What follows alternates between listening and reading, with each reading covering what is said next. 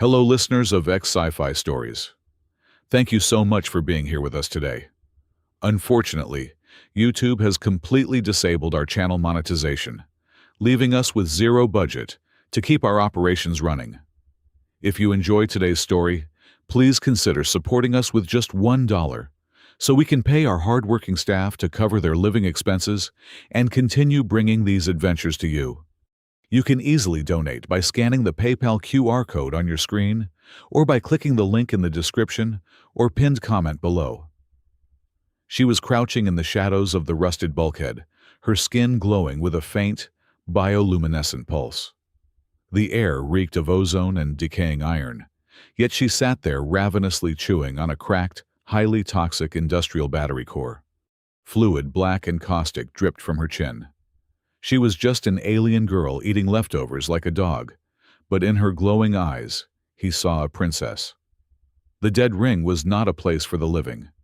It was a rotting carcass of a space station orbiting a dying brown dwarf star entirely abandoned by the corporate elite and left to the scavengers. The atmosphere inside the derelict sector tasted of copper and stale sweat, heavy with the oppressive heat of failing life support scrubbers. Every breath felt like inhaling warm grease. Bill Bauer wiped a streak of oily grime from his forehead, his heavy scavenger boots clanking against the grated floor. 10 years ago, he wore the pristine white coat of a top-tier bioengineer for the very corporations that built this graveyard. Now, he wore a patchy thermal rig, scraping a meager existence by pulling copper wire and fried semiconductors from the forgotten trash of the galaxy. He had been tracking a faint, erratic energy signature for over 3 hours, hoping to find an intact fusion cell to sell on the black market. Instead, deep within the tangled guts of Sector 4, surrounded by leaking coolant pipes and towering mountains of scrap, he found her. She belonged to the oral race, though Bill had never actually seen one in person. Their kind was mostly a myth, whispered about in the lower decks by drunken smugglers. Her luminous porcelain-like skin cut through the dense gloom of the trash heap like a solitary star. Bill froze behind a mound of discarded hydrofilters, his hand instinctively resting on the hilt of his utility knife. She held a chunk of synthetic corrosive polymer in her delicate glowing hands, taking a deliberate bite out of it, as if it were a fresh, ripe fruit. The sickening crunch of the toxic material echoed in the silent, suffocating corridor. Any normal human, or even a hardened alien mercenary, would have their throat melted into slag by the very first drop of that chemical sludge. Yet, she swallowed it, effortlessly. What truly struck Bill, rooting him to the spot, was not the horror of the act, but the absolute elegance of it. There was no desperation in her posture, no feral madness of a starving animal. She knelt among the absolute filth, with a perfectly straight spine and a serene expression. She was eating lethal poison with the quiet, undeniable dignity of high royalty attending a grand banquet. When she briefly glanced up, her irises shifted like swirling nebulas, radiating an ancient, profound intelligence that made Bill catch his breath. He felt a strange, undeniable tug in his chest. A girl like that had absolutely no business being in the bowels of the dead ring, consuming industrial death. Lowering his plasma torch, he stepped out from the shadows. He moved incredibly slowly, keeping his empty hands fully visible to show he was not a threat. She did not flinch. She simply stopped chewing her glowing eyes, locking onto him, tracking his every subtle movement with razor-sharp focus. Bill reached slowly into his heavily worn utility pouch and pulled out his only daily ration. It was a sealed aluminum box containing sanitized nutrient paste and a small silver pouch of purified water. That meal was worth 2 days of backbreaking labor, but he did not hesitate for a single second. He crouched down a few feet away from her, avoiding any sudden moves, and gently slid the clean food across the rusted floor plating until it stopped exactly in front of her knees. "You do not have to eat that garbage," Bill said, his voice terribly raspy from years of breathing recycled metallic air. That chemical waste will tear your cellular structure apart from the inside. Take this. It is clean. It is safe." The girl, whose name was Lyra, tilted her head. She observed the ration box with intense curiosity, and then shifted her deeply wise gaze back to the grizzled scavenger. The silence between them stretched thick, heavy, and pregnant with unspoken tension. Then, she opened her mouth. She did not utter a word.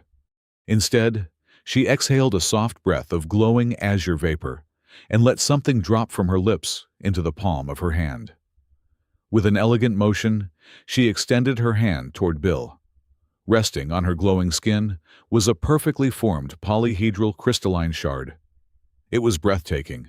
It pulsated with pure, blindingly clean kinetic energy, casting dancing shadows across the rusted walls. Bill felt his eyes widen in sheer, unadulterated disbelief. As a former bioengineer, his analytical mind raced, slamming the impossible pieces together. Her body was not merely immune to the toxins. She was an organic, living refinery. She had just consumed lethal industrial sludge, synthesized it on a complex molecular level within her own digestive tract, and purged out a hyper-dense energy core. It was a staggering miracle of biology. She tossed the glowing crystal to him. Bill caught it, feeling a warm, thrumming vibration instantly surge against his palm. It was a transaction. A completely fair, calculated trade for his unexpected kindness. Before Bill could even open his mouth to utter a single word of awe, or thanks, the station's dormant emergency systems violently woke up. Crimson warning lights suddenly bathed the rusted walls in blinding blood-red strobes. A deafening mechanical siren shattered the quiet atmosphere, vibrating deep within the marrow of Bill's bones. A harsh, digitized voice boomed relentlessly from the overhead speaker grids. "Attention all sectors. This is an Apex Corporation purge squad. Sector 4 is now on strict lockdown. We are actively tracking a highly dangerous escaped biological weapon. Lethal force is fully authorized." The heavy, synchronized thud of magnetically locked combat boots echoed violently from the upper catwalks. There were dozens of them. They were close. Far too close. Bill looked down at the glowing energy crystal in his trembling hand, and then looked back at the serene, glowing girl sitting quietly amidst the trash. The horrifying pieces clicked into place with terrifying clarity. She was the target. She was the biological weapon they were hunting. The corporate soldiers were already sweeping the outer perimeter, their advanced thermal scanners piercing the dark corridors. If they found her here, she would be dragged back to a sterile laboratory to be dissected, or significantly worse. "Get up!" Bill hissed urgently, lunging forward and grabbing her delicate glowing wrist. "We have to move, right now." He did not wait for her to argue or process the danger. He yanked her to her feet and dragged her roughly down a narrow hidden maintenance shaft, sprinting blindly toward the concealed smuggling compartment of his battered old ship, just as the searing, superheated beams of the Apex soldiers' plasma rifles cut brutally through the darkness where she had been sitting only a second before. The heavy, synchronized thud of magnetically locked combat boots echoed directly above their heads, vibrating through the thin, rusted titanium ceiling of the concealed smuggling bay. Bill held his breath, pressing his back flush against the freezing bulkhead until his spine ached. Just inches above them, separated only by a precarious sheet of degrading metal, Commander Kale marched his elite extermination squad across the outer hull of Bill's salvaged freighter. The cold-blooded officer barked ruthless orders, his voice muffled by the metal but terrifyingly clear in the dead silence of the hiding spot. Kale demanded a full, localized thermal sweep of the entire debris field, leaving absolutely no corner unchecked. Piercing crimson beams of deep penetration scanners swept violently through the narrow cracks of the scrap pile, dancing mere millimeters from Bill's sweating face. If those advanced corporate scanners detected even a fraction of a degree of body heat radiating from inside the hidden compartment, the heavily armed guards would vaporize the hull and execute them instantly. Suddenly, the cramped compartment plunged into absolute suffocating darkness. A horrifying, sputtering mechanical choke echoed from the dark corner of the hold. The primary environmental scrubber, an outdated piece of junk held together by thermal tape and sheer luck, groaned its final agonizing death rattle. A thick, acrid smell of burnt wiring and scorched polymer instantly flooded the tiny enclosed space. The ventilation fan ground to a screeching halt. Pure panic seized Bill's chest in an icy grip. He knew the terrifying mathematics of their situation. They had less than 3 minutes of breathable air remaining in the fully sealed compartment before carbon dioxide poisoning would shut down their central nervous systems. He scrambled wildly in the pitch black, his calloused hands frantically tearing at the heavy metal casing of the life support unit. He ripped power conduits apart desperately, trying to bypass the blown electrical relay, using only his bare fingers. But his hands met empty air, where a crucial microcapacitor should have been. He had sold that very part 2 days ago just to buy fuel. It was entirely useless. He had locked them inside a freezing metal coffin. As Bill's lungs began to burn with the desperate need for oxygen, a soft, ethereal azure glow gently illuminated the cramped space. Lyra moved gracefully past his flailing arms. She did not show a single trace of fear. She knelt beside the dead, rusted filtration pipes and gently pressed her bare, glowing palms against the freezing metal surface. What happened next defied every fundamental law of bioengineering Bill had ever studied in his entire life. From the very pores of her skin, microscopic tendrils of bioluminescent mycelium erupted. They spread with impossible explosive speed, weaving across the rusted steel walls, like a living, breathing tapestry of electric blue and bright emerald light. The fungal network aggressively consumed the thick, toxic carbon dioxide, suffocating the cabin, processing the deadly gas on a staggering molecular level. Within mere seconds, a powerful rush of crisp, sweet, perfectly pure oxygen flooded Bill's starving lungs. The miracle did not stop with the atmosphere. The glowing, fibrous tendrils snaked their way directly into the ship's dead circuitry, aggressively wrapping around the severed power cables. They pulsed with the exact same immense raw kinetic energy as the crystal she had produced earlier. The entire ship hummed with a strange new vitality. The dormant thrusters roared to life, not with the deafening mechanical combustion of standard rocket fuel, but with a fluid, incredibly silent, organic whisper. Bill stared at her paralyzed by sheer awe. He realized then that she was not just a unique survivor. She was a planet builder. She was the final living royal descendant of the oral lineage, the mythical architects of life, who possessed the godlike ability to manipulate cellular structures and forge entire biospheres by sheer will. Powered by this astonishing self-sustaining biological ecosystem, Bill's ship lifted off the heavy docking clamps in ghostly silence. They glided smoothly, right under Commander Kale's sweeping thermal radars.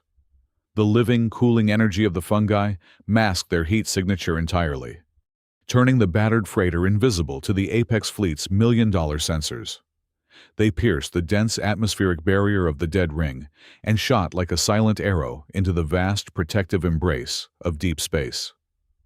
Once the navigation console confirmed they were millions of miles away from the hostile sector, the massive spike of adrenaline finally crashed. Bill collapsed heavily into his worn leather pilot seat, wiping cold sweat from his face before turning to the glowing girl. Lyra sat calmly by the reinforced viewport, watching the distant stars blur into long streaks of silver light. She turned her glowing eyes away from the stars and looked directly at Bill.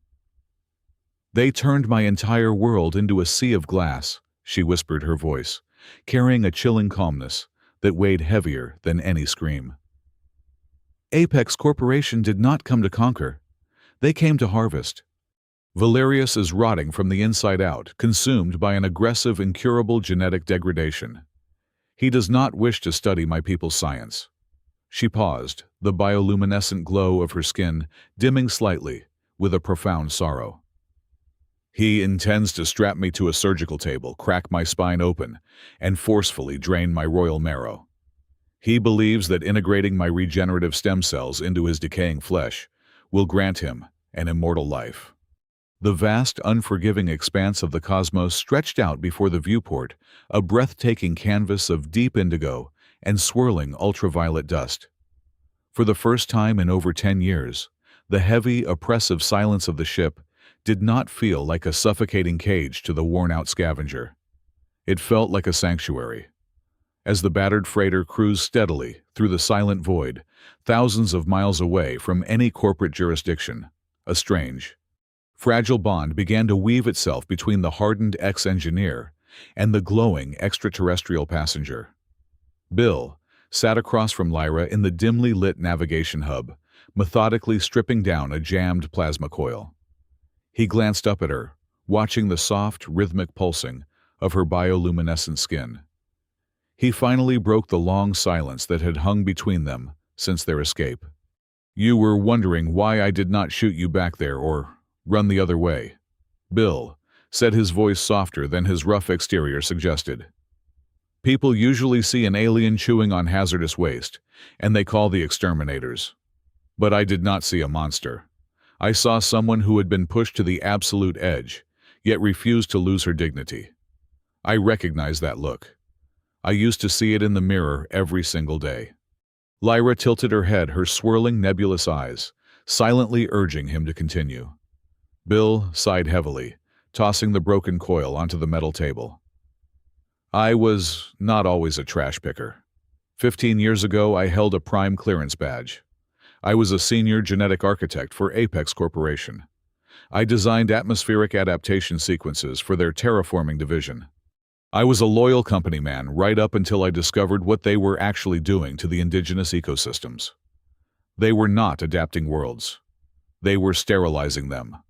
I watched them pump liquid methane into vibrant atmospheres, until the skies choked and rained, acid melting down entire biospheres into raw, patentable genetic slurry.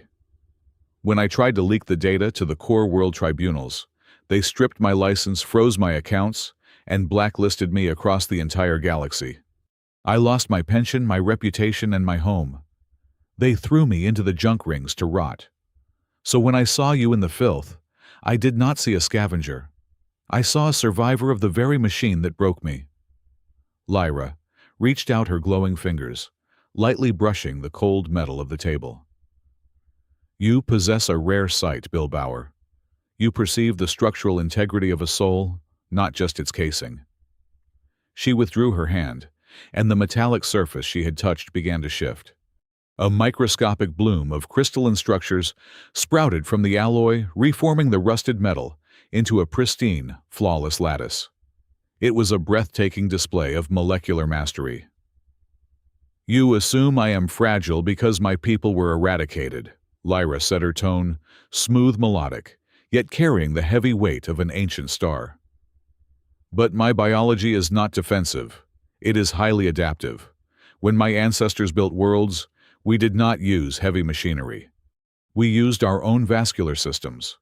We consume chaos, and we structure it into order. The toxins I consumed at the salvage yard were not a desperate meal. They were raw materials. My internal organs break down lethal elements and synthesize them into pure, directed energy. My cells do not merely survive. They conquer and rewrite the environment. I am not a helpless victim running from a predator. I am an apex evolutionary response." The sheer scale of her power left Bill momentarily speechless. She was a living god clothed in the guise of a refugee. He finally felt a genuine spark of hope. With her abilities, they could disappear entirely, find a dead moon, and she could literally grow them a paradise out of the dust. But the universe is rarely so kind. Without a single warning, the ship's central console exploded into a blinding frenzy of flashing crimson lights. A shrill, heart-stopping proximity alarm shrieked through the tight cabin. The ship violently lurched sideways, as if it had slammed into a solid wall of dark matter. Bill violently threw himself into the pilot seat, his hands flying across the navigation boards. "We have been caught in a gravitational snare. Someone is projecting a massive tractor beam." Outside the reinforced glass, the dense, murky gases of a nearby emerald nebula suddenly parted. From the swirling cosmic fog emerged a nightmare.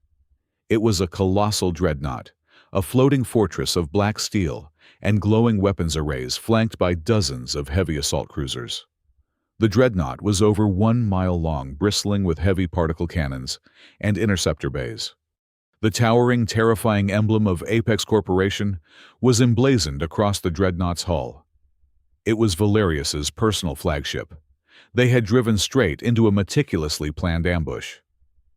"This is completely impossible," Bill shouted over the blaring alarms, his fingers desperately routing auxiliary power to the thrusters. "We are running cold. We have zero thermal exhaust.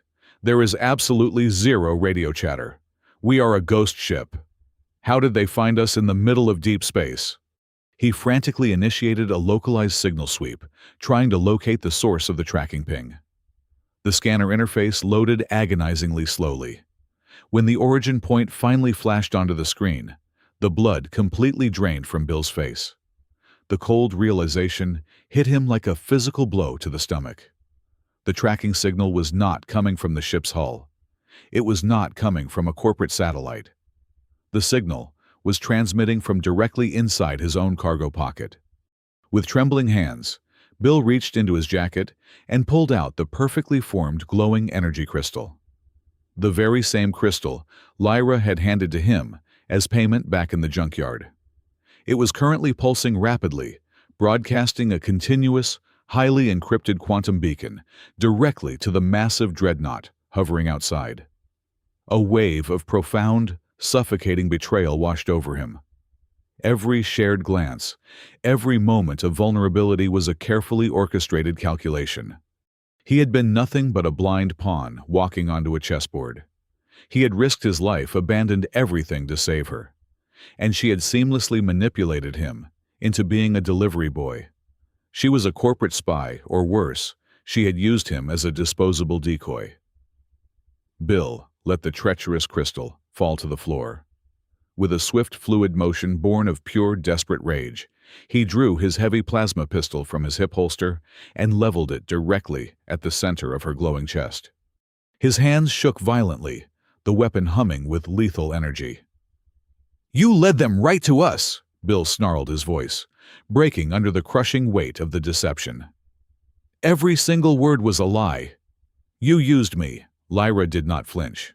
She did not raise her hands to defend herself, nor did her glowing eyes show a single fraction of fear or guilt. Her calmness was absolute, terrifyingly serene against the backdrop of the flashing red emergency lights. She looked down the dark barrel of the plasma pistol, and then she looked directly into his desperate, broken eyes. "I am sorry, Bill," she said softly, her voice steady and echoing with chilling finality. "The only door into Valerius's fortress is to let him catch me." The colossal dreadnought swallowed Bill's tiny freighter whole. The inescapable pull of the magnetic tractor beam dragged them deep into the cavernous belly of the corporate flagship, followed immediately by the violent hiss of breaching cutters tearing through the main airlock. Heavily armored guards swarmed the cabin violently, subduing Bill with electrostatic batons, before dragging him and Lyra through a labyrinth of imposing corridors. They were thrown into the central biological laboratory. The environment was a staggering contrast to the rotting rust of the salvage yards. It was a blindingly white, perfectly sterile nightmare. The air was unnervingly freezing, smelling sharply of synthetic bleach and chemical preservatives. Suspended from the pristine ceiling were dozens of terrifying mechanical dissection arms, their stainless surgical blades gleaming under the harsh fluorescent lights. From the far end of the aseptic chamber, heavy hydraulic doors slid apart.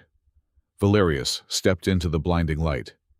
The supreme leader of the Apex Corporation was a grotesque monument to failing biology. Despite being draped in the most exquisite, immaculate white fabrics, woven from synthetic silk, the man underneath was literally rotting alive. A fatal genetic degradation disease had ravaged his cellular structure.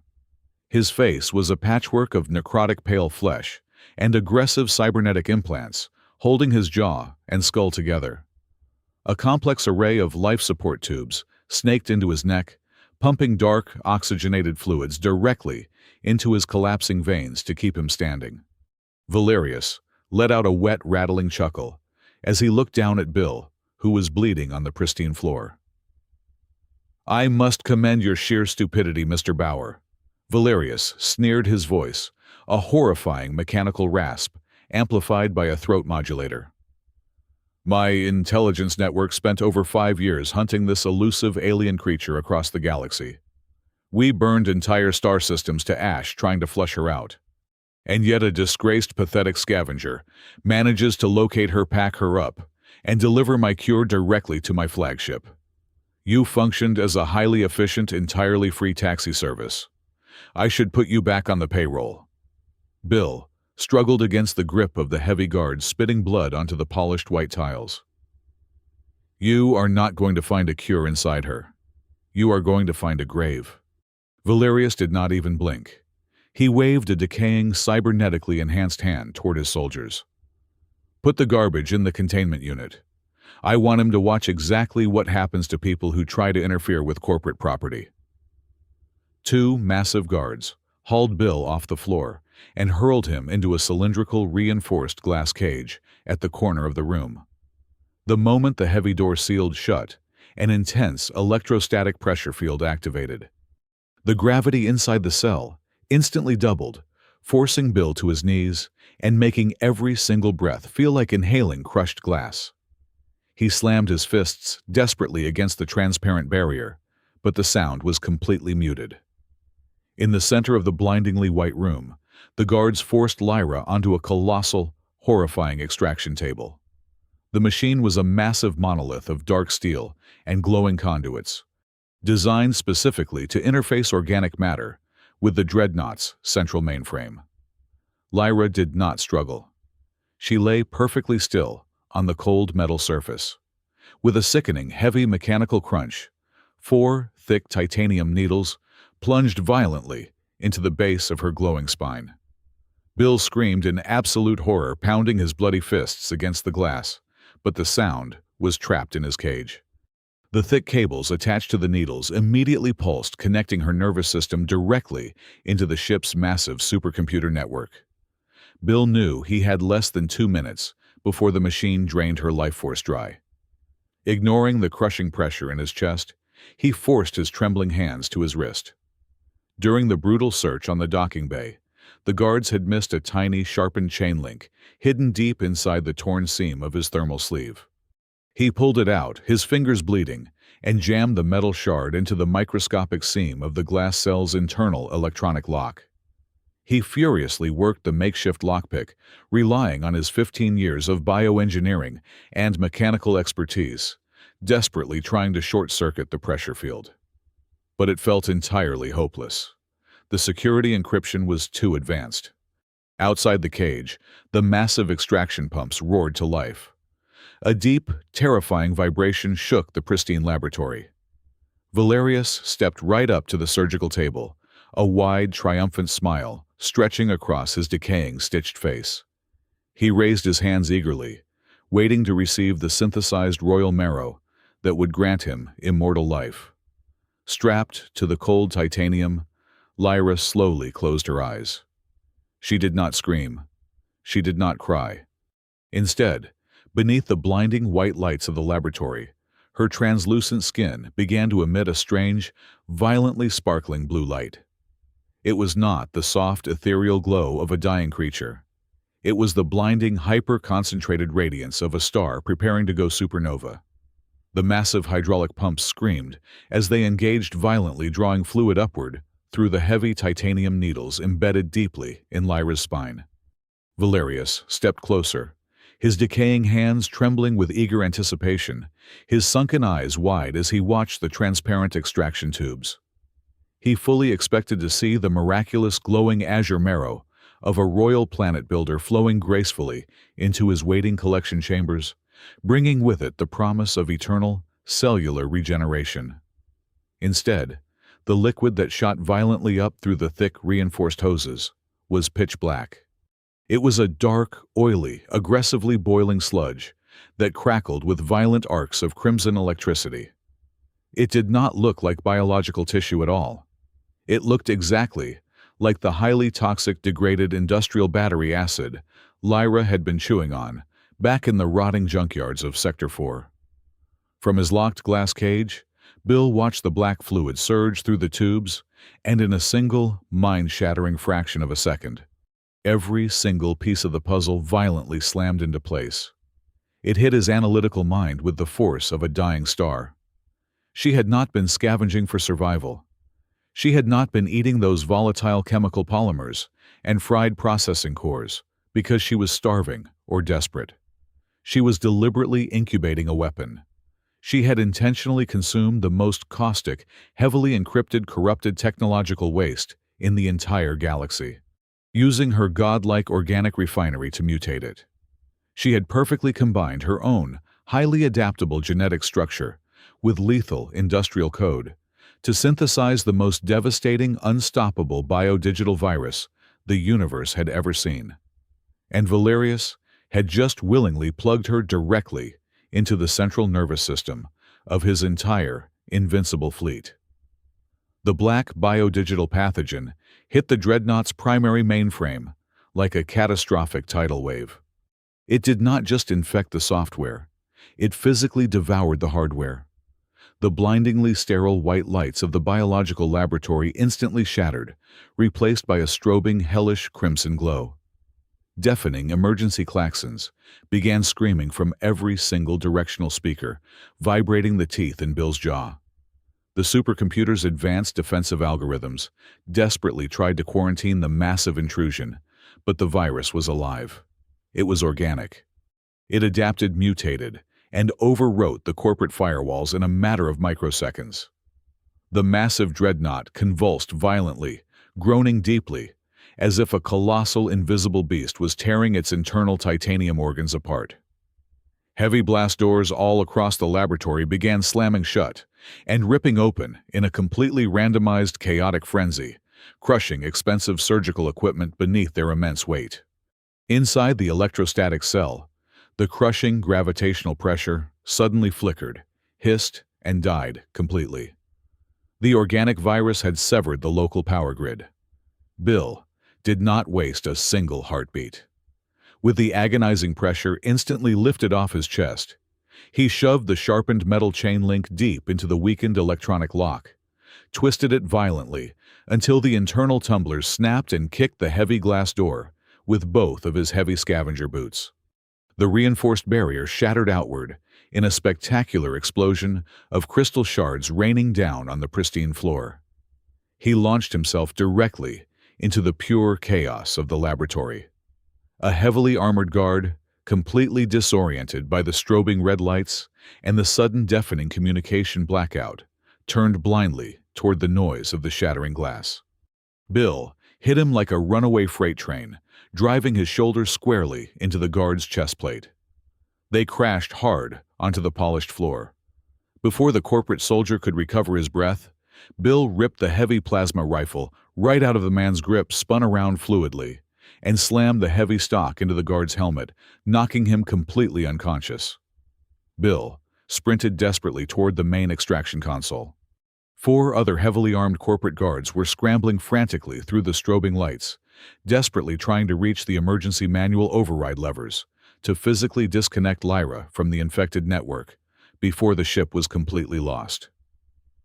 "Nobody touches that machine!" Bill roared, dropping into a kneeling combat stance behind a heavy, overturned metal surgical cart. He squeezed the trigger of the plasma rifle. Searing blue bolts of superheated kinetic energy tore across the frozen room, striking the heavy floor plating right at the guard's feet.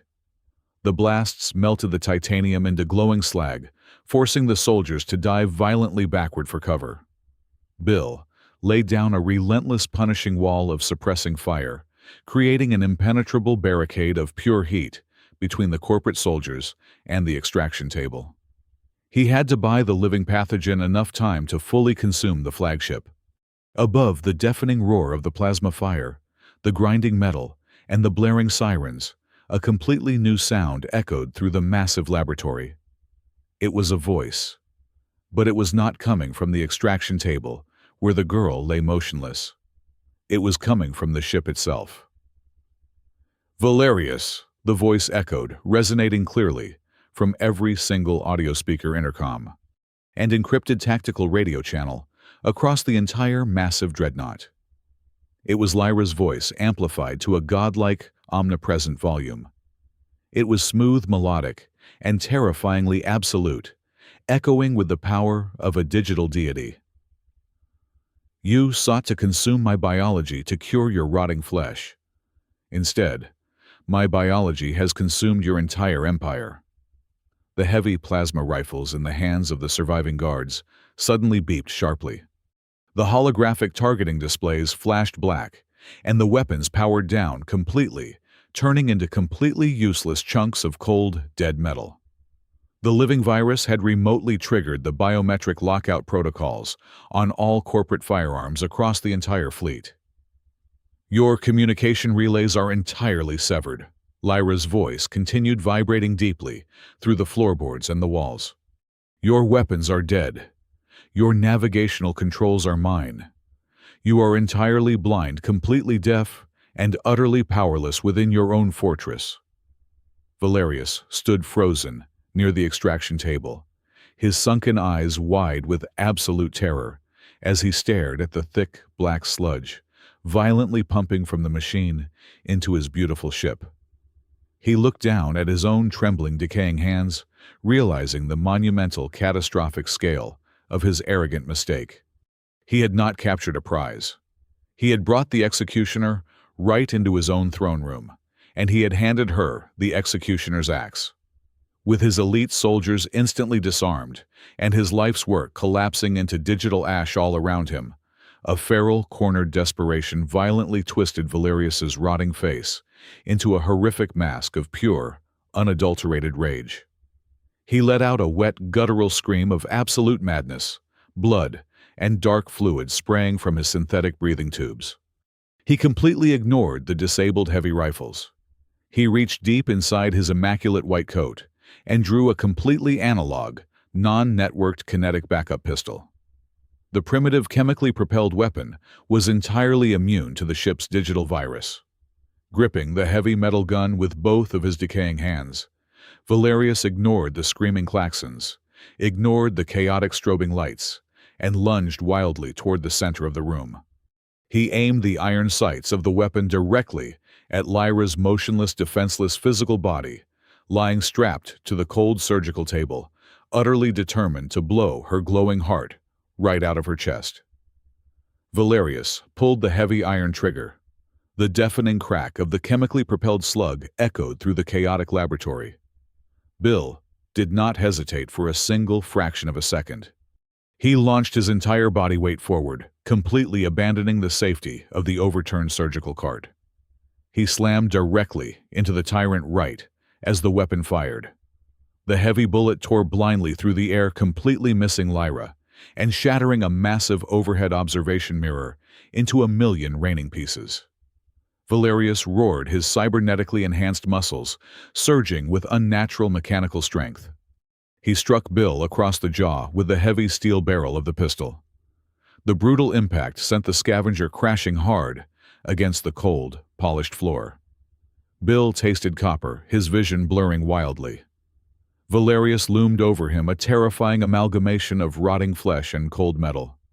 He raised his heavy boot to crush Bill's chest. But Bill was a seasoned survivor of the junk rings. He knew exactly how to dismantle broken machinery. As the tyrant brought his foot down, Bill rolled violently to the side, lunged upward, and grabbed the thick synthetic life support tubes, snaking directly into Valerius's neck.